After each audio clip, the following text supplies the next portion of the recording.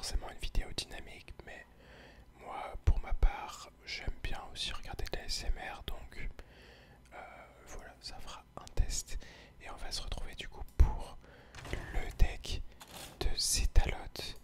Deck de Zétalote qui est un prêtre OTK avec des géants. Donc comment vous allez pouvoir OTK? Tout simplement, le but va être de, de gagner un tour supplémentaire. Comment vous allez faire ça? Grâce à la nouvelle légendaire à 5 de mana, vous allez avoir la possibilité de jouer 5 dragons, invoquer 5 dragons, donc ce n'est pas joué.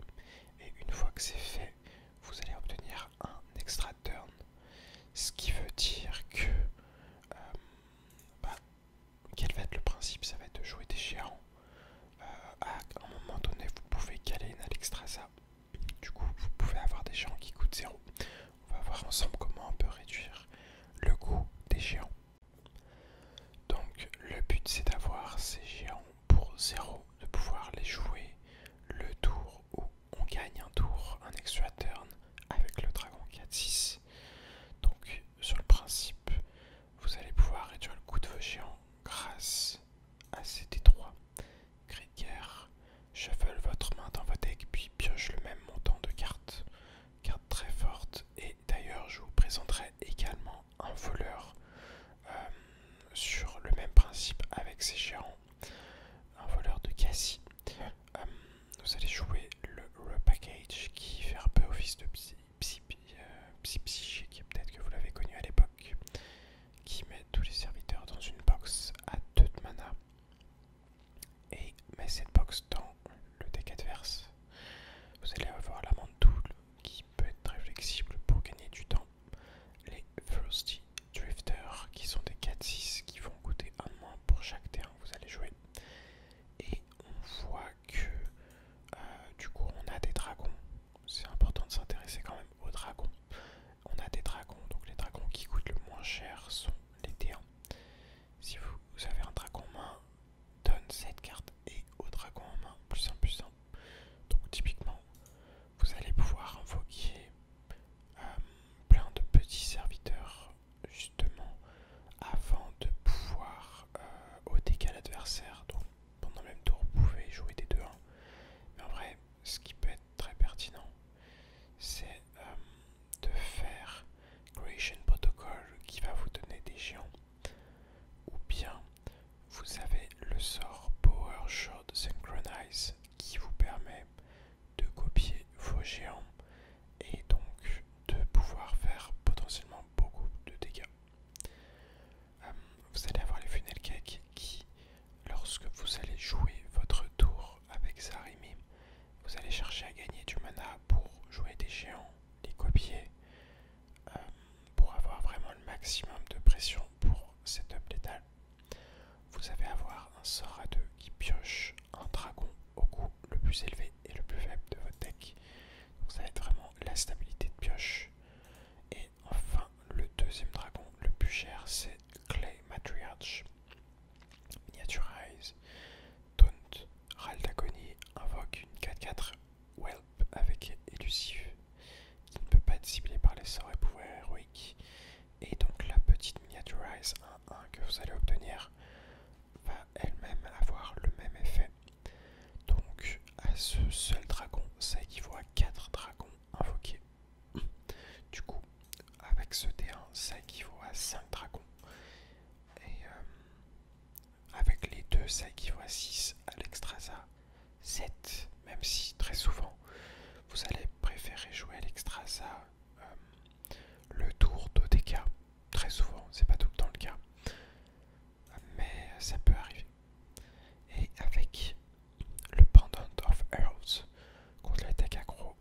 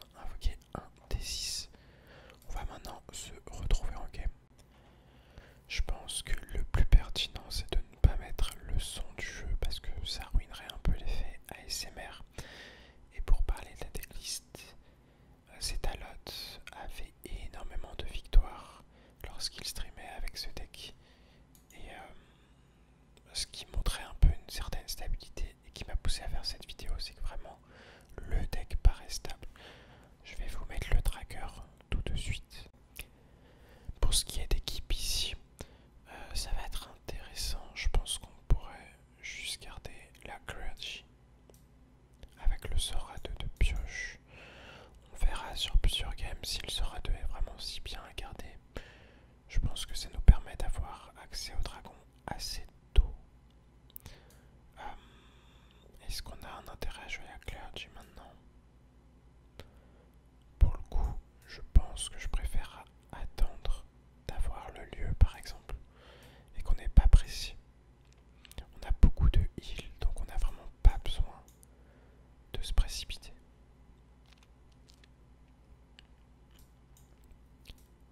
Donc là, on va forcément piocher le dragon à 6 et un dragon à 1 mana. Avec Creation Protocol, on va pouvoir forger sur tour 3 a priori et tenter avoir ce qu'on veut trouver.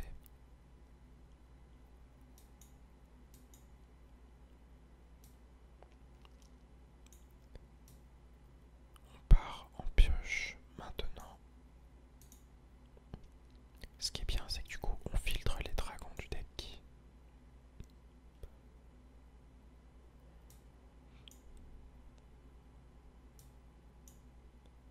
On risque de partir en Creation Protocol prochain tour. À voir si vraiment on a envie de forger. Je pense que oui. À la fin de votre tour, inflige 3 points de dégâts à votre héros. C'est une carte qui peut totalement dégénérer. Ici, on va devoir échanger la Creation Protocol. On peut juste se faire OTK en fait. C'est assez fou.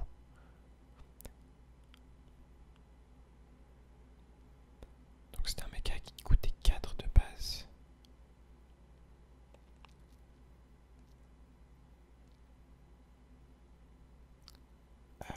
Je crois qu'on est juste mort en fait. Ouais, on est bien juste mort. On peut pas Ignis et s'en sortir ici. Donc dommage.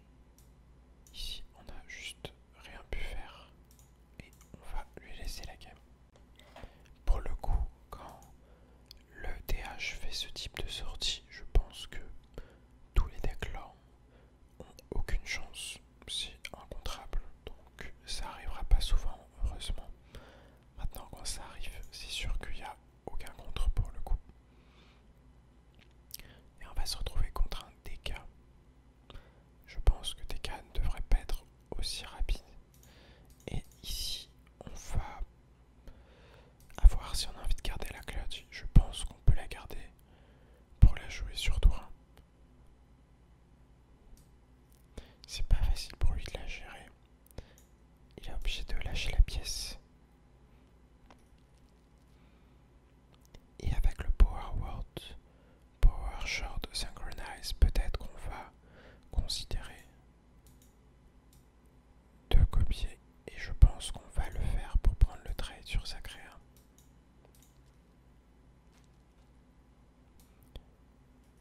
Et là on est plutôt pas mal, on a le board.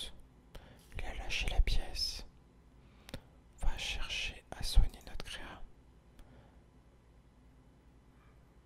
Ok, très bonne draw ici. Très bonne draw.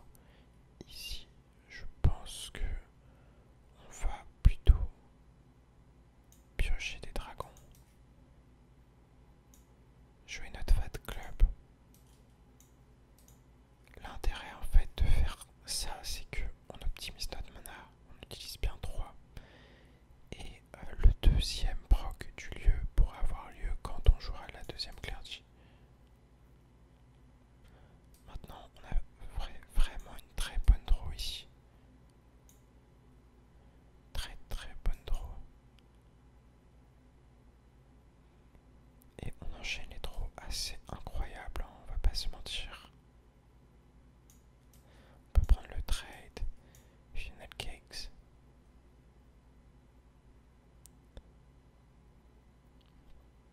Je pense qu'on va soigner notre 2-5 et jouer cette 4-6.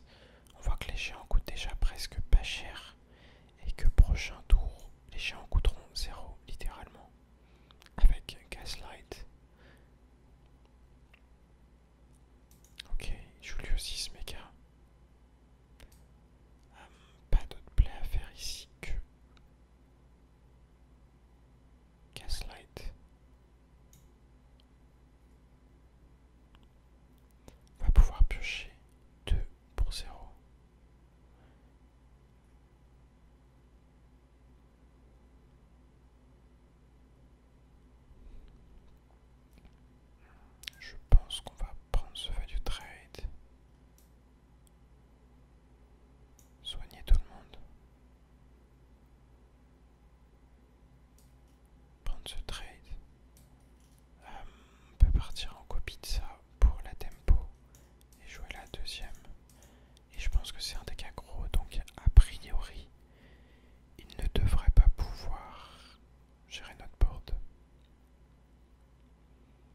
C'est vraiment une excellente sortie qu'on vient de faire. Et contre des match-up tempo, on n'aura pas besoin de partir en OTK. Maintenant, l'OTK est quelque chose de possible tout simplement.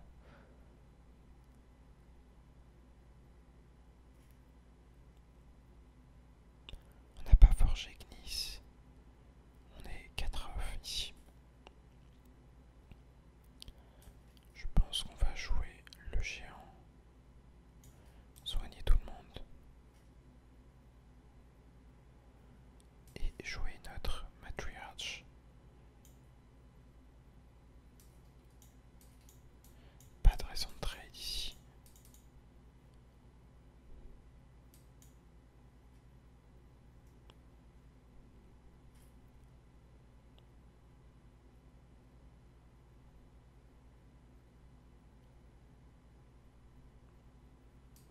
Et c'est une première victoire pour le prêtre.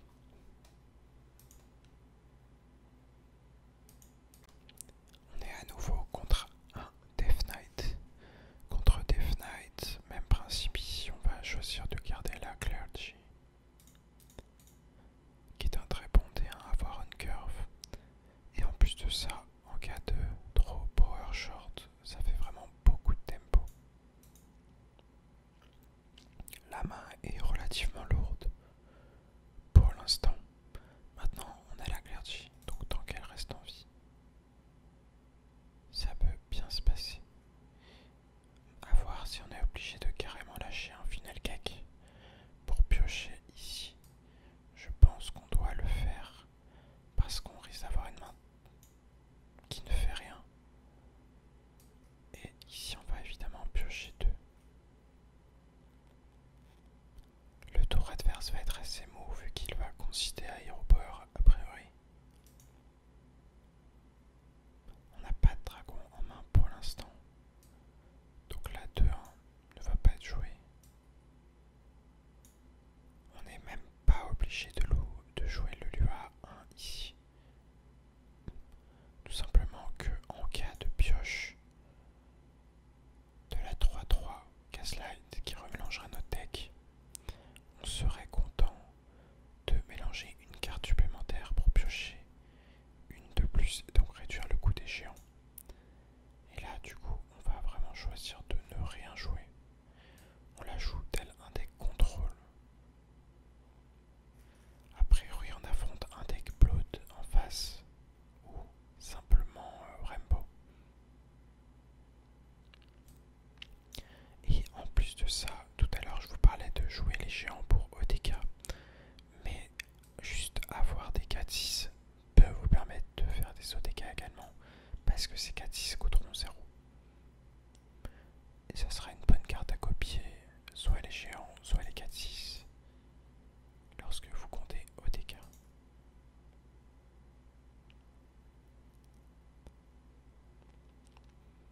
Même principe ici, on va a priori rien faire.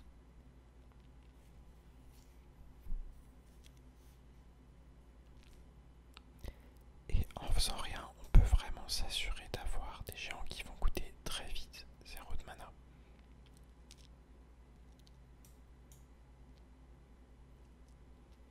Et on parlait de cette carte, la voilà, on la voulait.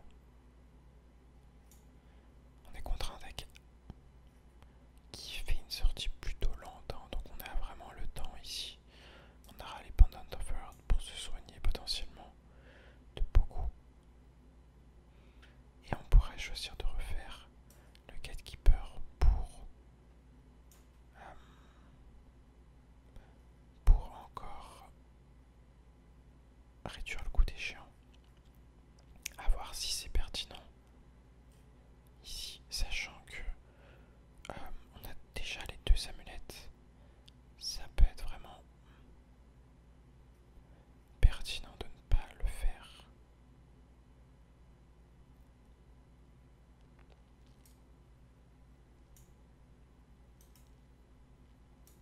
Je pense qu'ici on va juste rien faire d'autre du tour.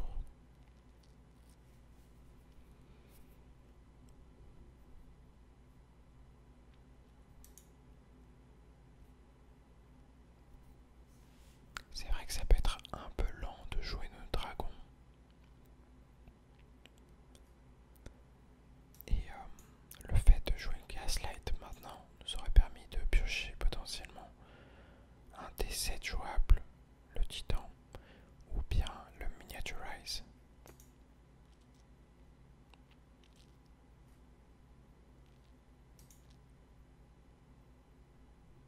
C'est un petit board même s'il n'est pas si menaçant.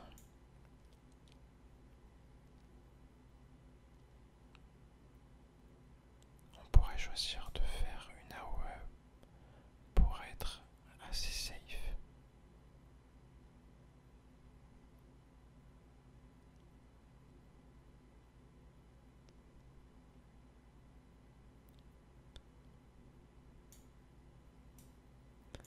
Et on va se permettre de jouer un dragon.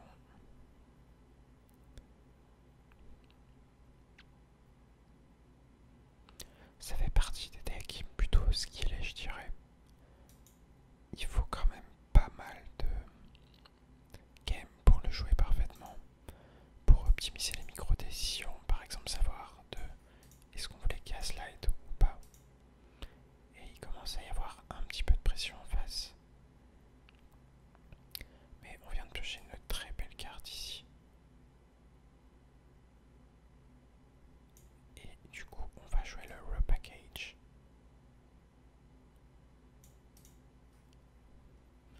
Notre géant va coûter 0 prochain tour. Le problème c'est qu'on n'a pas encore joué assez de dragons. Le D6 est vraiment clé pour jouer suffisamment de dragons.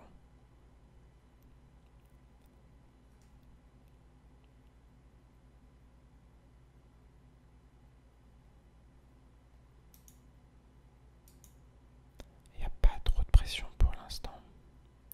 Donc on a plutôt assez le temps. Est-ce qu'on a carrément envie de jouer Alexstrasza en tempo? Ça pourrait se considérer. Maintenant je suis même pas sûr que ce soit nécessaire. Là par exemple trouver le D6 est plus pertinent. Du coup nous allons jouer notre D6. On aurait pu considérer de jouer le géant. Et un peu setup létal maintenant. Je préfère vraiment garder mes géants pour le DK parce qu'il a l'air de jouer des cartes blood, donc je vais me méfier.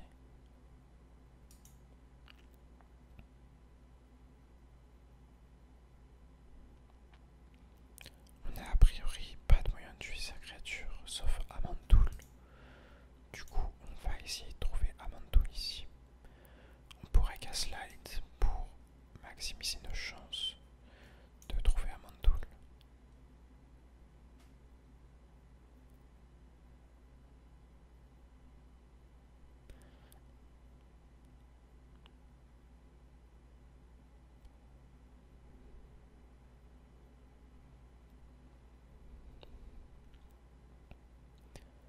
Mathématiquement, on a peut-être plus de chances de trouver Amantul avec notre 3-3, mais je vais faire le pendant et on a trouvé Amantul ici. Donc on va le jouer, évidemment.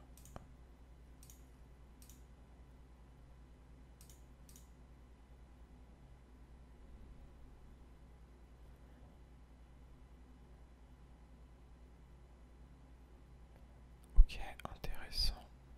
On pourrait piquer le Tyrion ici. Même s'il y a peu de chances qu'on le joue, pour être honnête.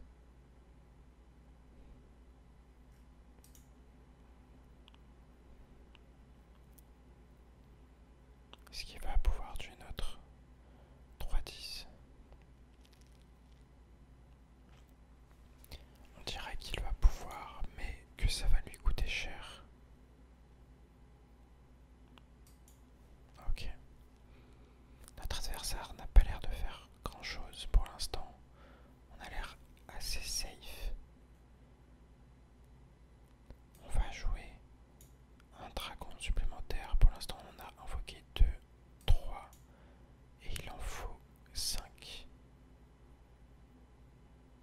Du coup on va jouer les derniers dragons ici.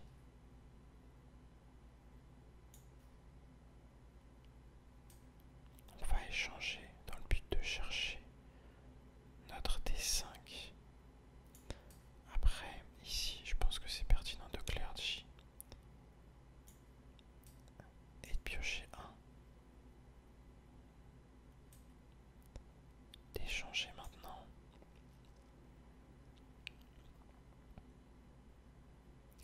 Est-ce qu'on va avoir un potentiel setup létal maintenant? Je crois que oui, parce qu'on a l'extra ça, donc 4, 6, 7, 8, 9, 10, 11, on a bien un setup létal.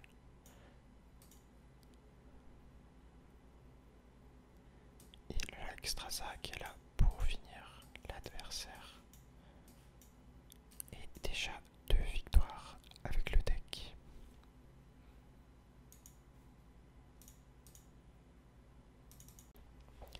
Et on est contre un warrior pour cette deuxième game. On pourrait considérer de garder la clergy encore une fois.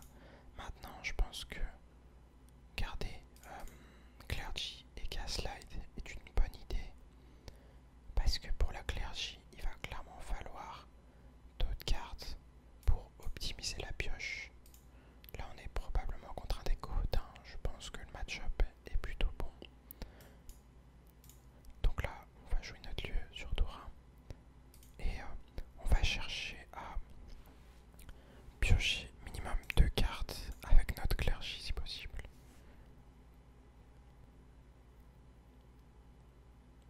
On n'a pas de dragon en main pour l'instant. Je pense qu'on va rester sur notre plan d'attendre un tour avant de faire la clergy. Même si l'adversaire pioche, a priori c'est pas trop grave parce qu'on joue vraiment un deck qui peut OTK et faire beaucoup de dégâts en un tour.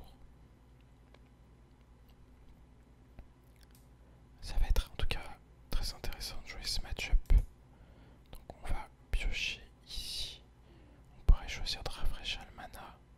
Peut-être cibler notre créature pour augmenter la draw qu'on va faire. À quel point les funnel cakes vont être importants pour gagner un late game, pour faire le maximum de créatures. Je pense qu'on peut au moins jouer un et ici soigner notre créature.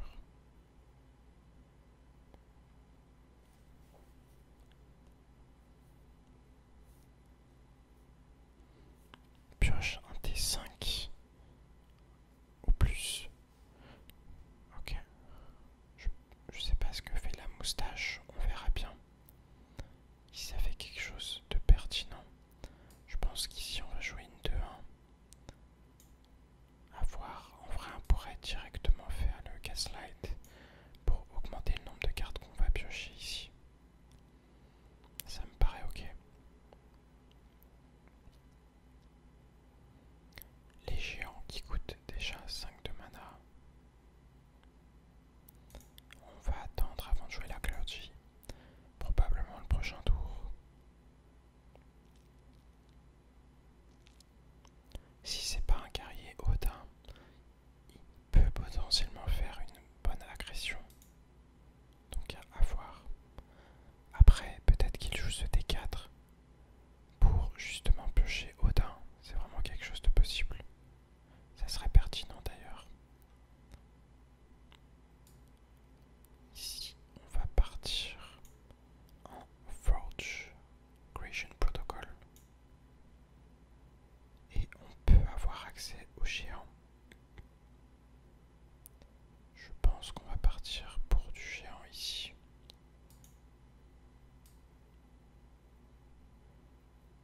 À voir si on pourra vraiment avoir des géants pour pas cher.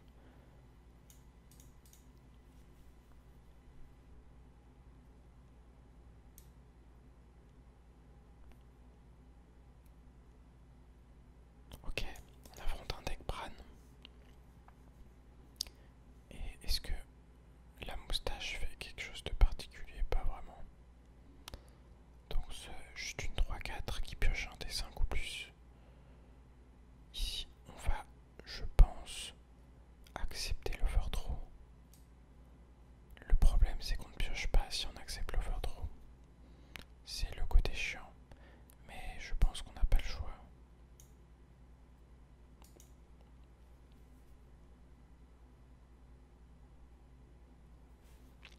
Je sais pas à quel point il peut faire des dégâts rapidement.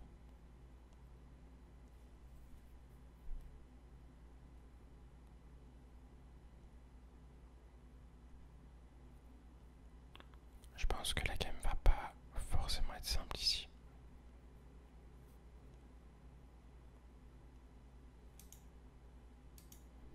Il nous empêche d'overdraw. Maintenant, s'il défausse notre dragon, on a perdu. Il a défaussé un géant. La bonne nouvelle, c'est qu'on en a vraiment beaucoup. Et potentiellement, c'est pas simple pour lui de gérer notre board sans gérer son propre board. Donc je pense que Tirtirat nous avantage vraiment tant qu'il ne cible pas Zeremi.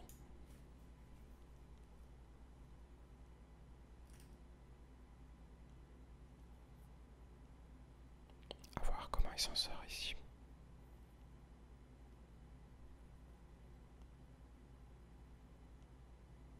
Est-ce qu'il va tenter une baston? Non. Sanitize, du coup, il tue son propre board ici. Intéressant.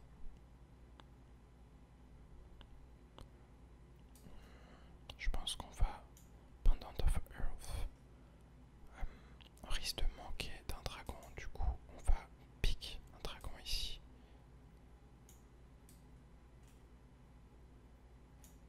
On aurait dû jouer dans l'autre ordre si on voulait avoir une chance de buffer cette 1-1.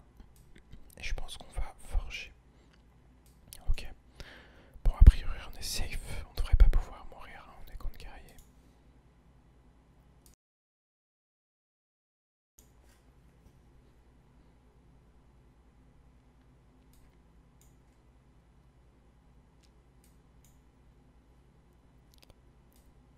La question c'est combien de dégâts on peut faire en un tour.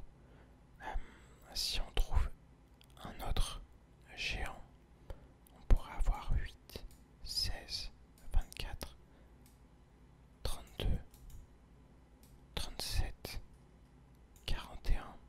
Peut-être qu'on doit passer par Ignis, on va voir.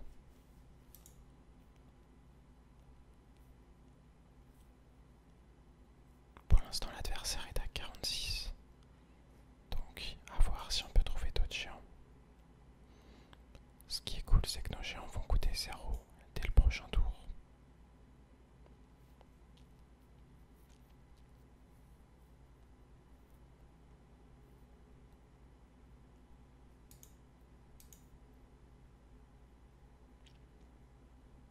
Ok, est-ce qu'il va tuer notre 4-2? Je suis pas sûr. Il choisit de la tuer, ok.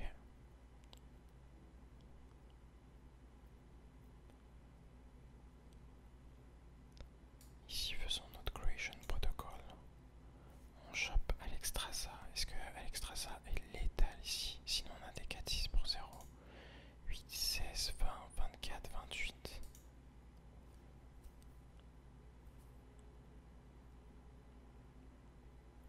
Et si on fait juste Alexstrasza, l'adversaire a 30 PV. 8, 16, 21, 25, 27, potentiellement 28.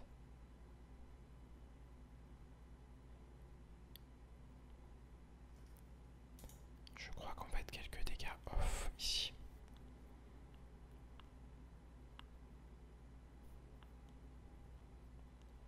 Ok. Dur à dire du coup pour trouver le bon play. C'est dur à dire. Peut-être qu'on veut quand même partir.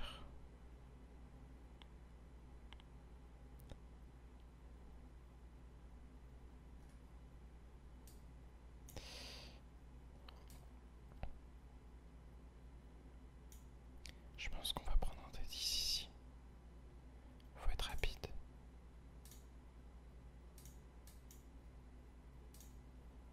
On n'était pas obligé de faire le lieu, c'est pour ça que je l'ai pas fait ici.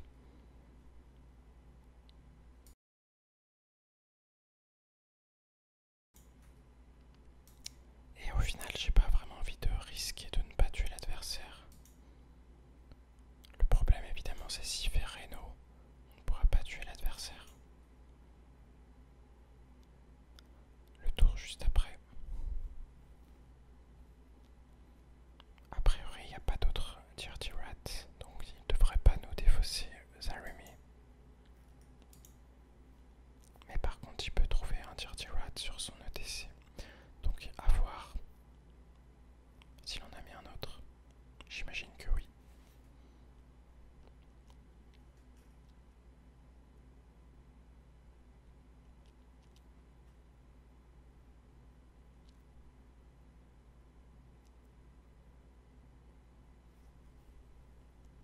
Ça peut être risqué en soi s'il invoque des géants et qu'il ne peut pas les gérer. Il va pas le faire en tout cas. Ok.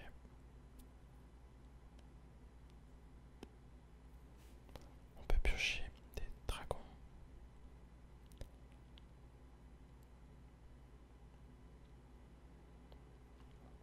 Même principe, est-ce qu'on peut setup l'étal 8, 16, 20, 22, 3, 28. L'adversaire toujours à 30. Est-ce qu'avec l'arme on n'a pas plus de dégâts qu'à l'extrasa? On a peut-être un dégât de plus. On n'a plus de dragon à 1 de mana. Peut-être que c'est le play de mettre l'adversaire vraiment très bas en PV.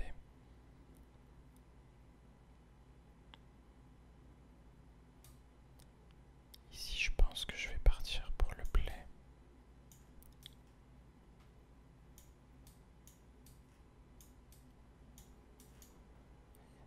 Il faut espérer piocher un dragon, jouable peut-être. On n'avait pas de dragon jouable au final.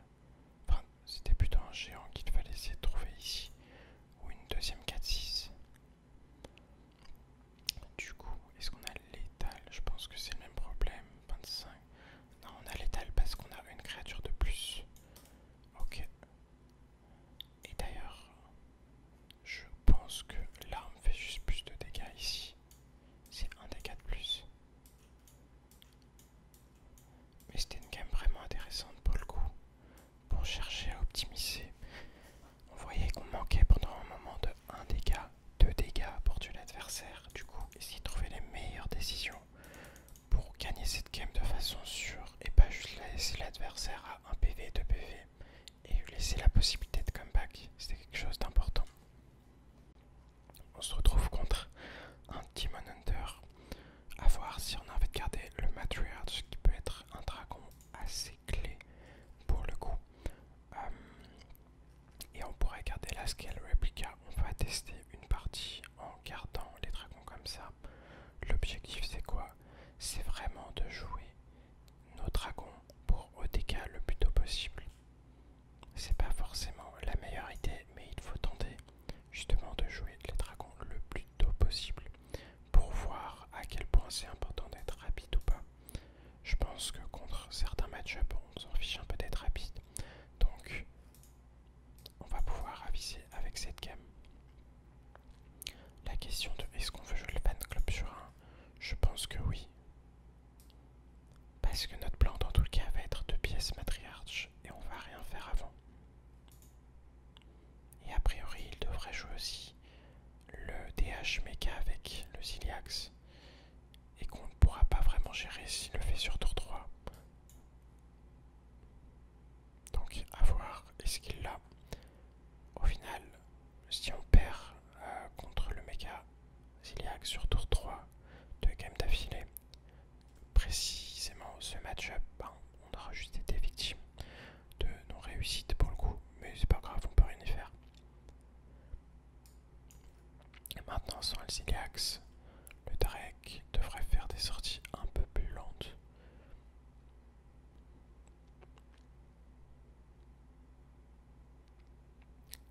Et pour le coup, on se fait un petit peu défoncer. Mais c'est pas grave, on va essayer de survivre. On a quand même une AOE. On a une main qui ne fait pas grand chose, ça c'est sûr. Et c'est là qu'on voit que, au final, ne pas vraiment mulligan pour chercher Clergy, eh bien ça peut vite piquer. Contre des dégâts gros en tout cas.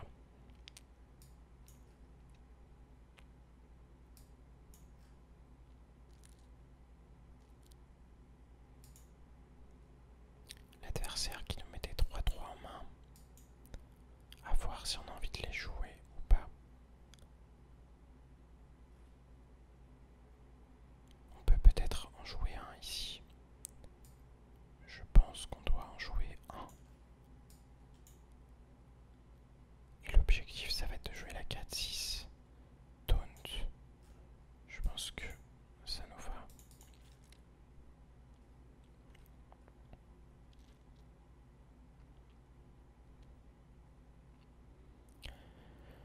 je pense que c'était le meilleur tour à faire pour l'instant.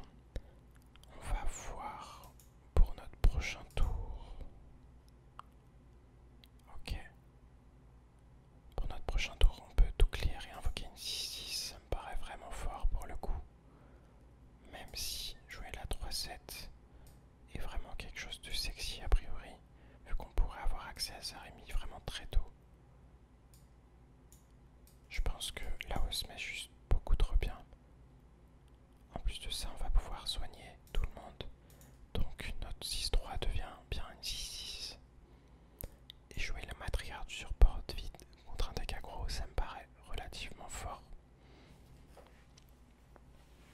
La question c'est quand est-ce qu'on va pouvoir jouer Zaremi. Et je pense qu'on va pouvoir le jouer au tour 8. Et comme ça, tour 9, on pourra à l'extrasa à voir si on aura suffisamment de créatures pour EDK. Vraiment pas sûr pour le coup. Mais en tous les cas, je pense que juste faire de la tempo grâce à Zaremi, puis jouer du board devrait suffire dans un match-up comme celui-ci.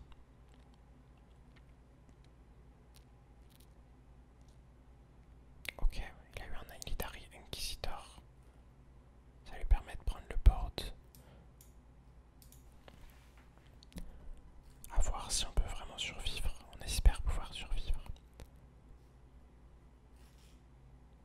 Il y a quelque chose qui cible, probablement quelque chose qui inflige des dégâts ou qui met en dormant.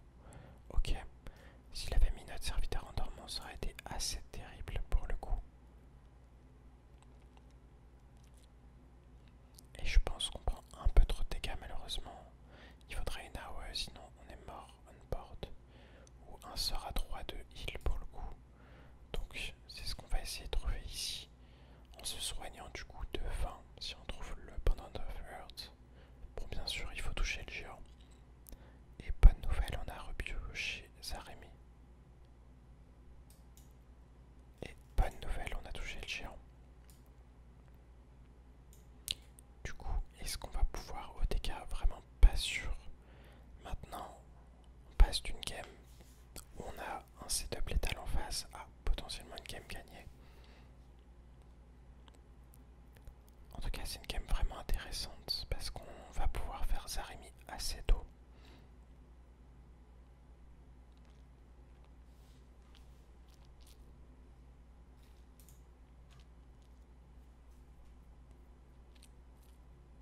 Je suis vraiment très curieux de savoir si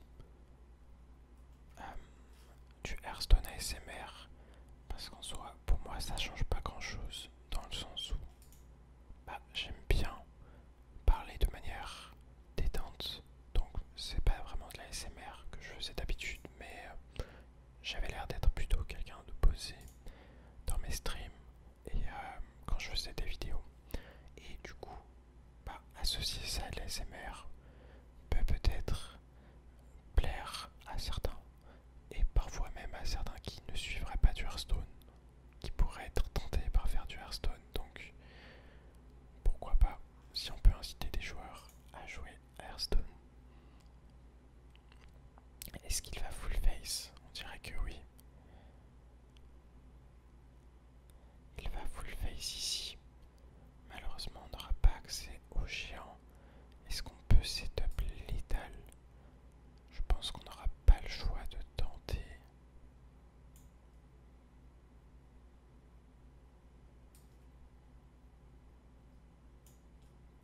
À voir si on a envie de jouer le lieu à 1 de mana.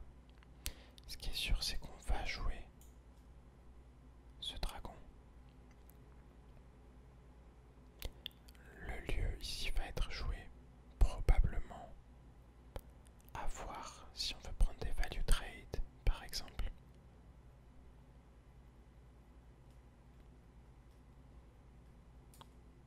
Je pense qu'on va jouer ce lieu. Et pour le coup, peut-être qu'on a l'étal si on va face, on le met à 19, 14, 17. On a juste exact l'étal en fait. J'étais en train de compter, mais on a juste exact l'étal. On recompte quand même une fois 5, 9. Et le truc nous dit qu'on a 19. Le tracker nous a indiqué qu'on avait l'étal. cette game pour le coup, c'était vraiment pas une game simple. Et puis ça nous fait vraiment un bon score. On va tenter la dernière game pour le passage légende avec ce magnifique deck. Et on est contre un chaman. Est-ce qu'on va réussir le passage légende sur cette game? Mystère, en tout cas ici on va tout renvoyer. Et on se retrouve avec une clergy qui est une très bonne nouvelle. On pourra même prendre le risque de la jouer sur tour 1 potentiellement. Peut-être pas quand l'adversaire a lui-même un D1. Dans ce cas-là, on va être un peu plus conservatif et la garder en main. On va probablement juste échanger le Creation Protocol prochain tour.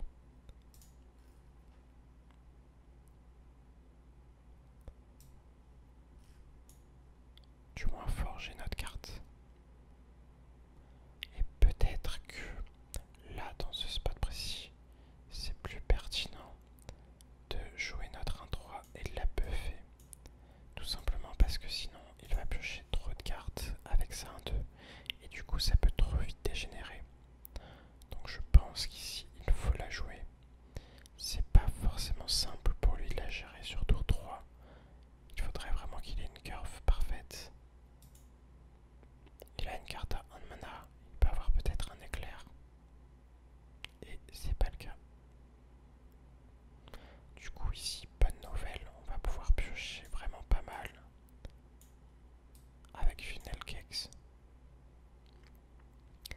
Et en plus de ça, on pourrait choisir d'unir par cette 4-6 pour protéger notre board. Et on prend plutôt pas mal le board pour un tour 3. Ça fait un très très beau board.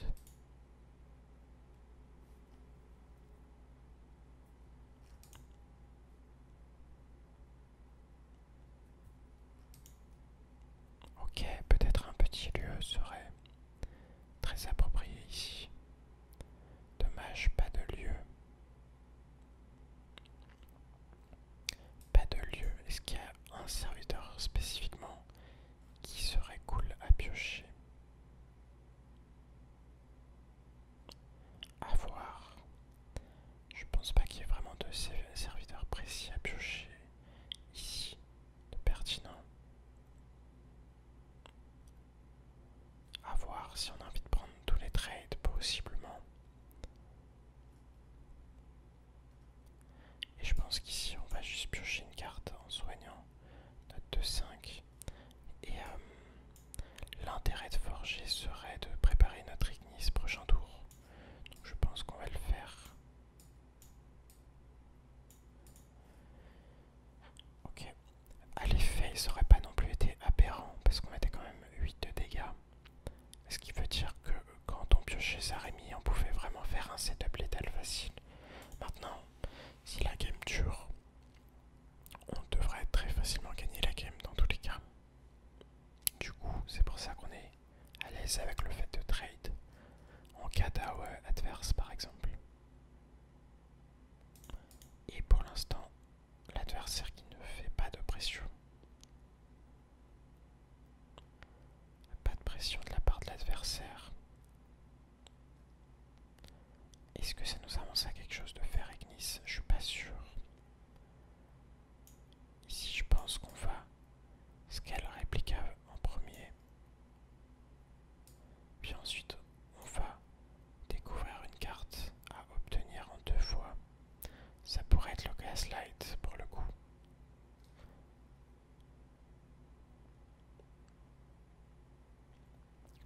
Mais je pense que j'aime bien ma main avec la mantoule sur tour 7 potentiellement. C'est vrai que Gaslight est une carte assez flexible, donc l'intérêt de la prendre est quand même bien. On va fade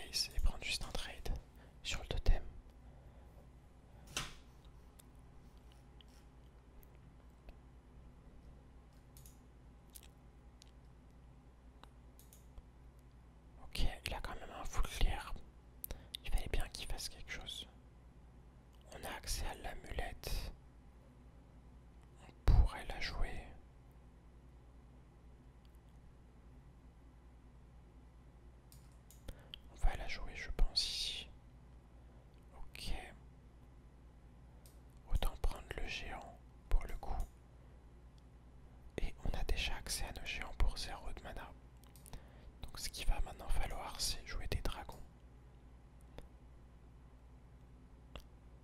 On pourrait choisir de jouer un géant maintenant. Maintenant, je préfère vraiment partir sur le plan de jeu OTK. Au cas où l'adversaire est une AOE.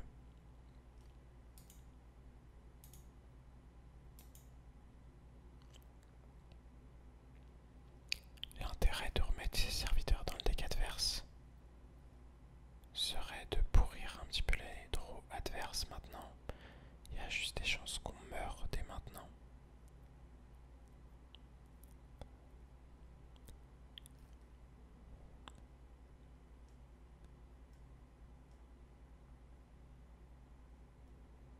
Ok.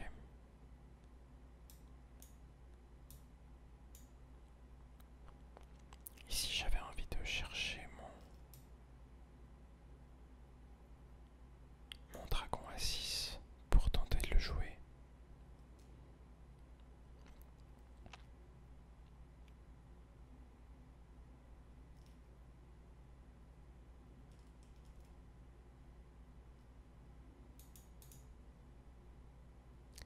Je pense qu'on va prendre la clergy.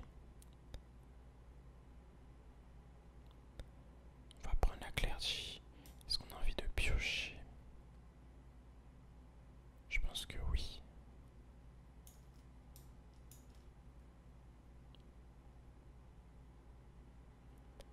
C'est pas énorme ce qu'on pioche en soi.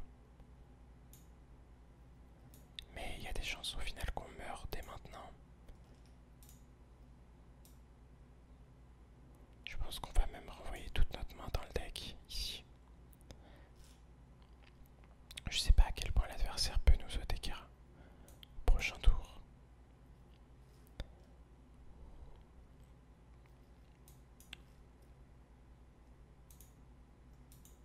J'imagine qu'il y a des chances qu'on meure.